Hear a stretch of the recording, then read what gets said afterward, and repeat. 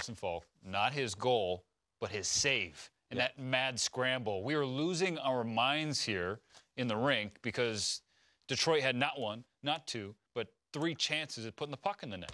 Yeah, and the first save is just, that's a beautiful save by Mrazek. Right there, he has no chance, but that's where the teammate defenseman comes in and Faulk, and that save right there, cross crease is beautiful, but that happens so quick you can't really see it. You need to see the replay to see Faulk actually get his right knee right in position. And AnthonyCio, I mean, you can't even blame him. I know it sounds crazy, but he does a good job of shooting it as hard as he can.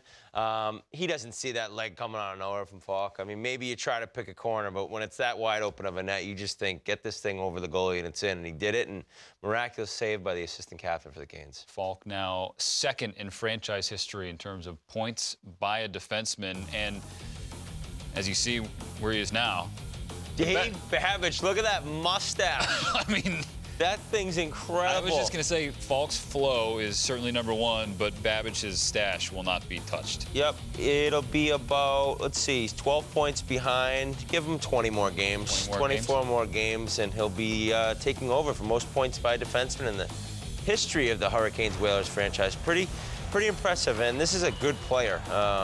This is a guy who, like I said 2 years ago, really came on the scene. Not came on the scene, but had a monster year.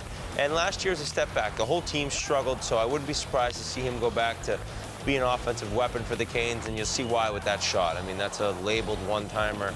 That's why he runs the top of the power play on the point, and it's a guy who can kind of do it on both sides of the ice. We saw it tonight. Perfect example.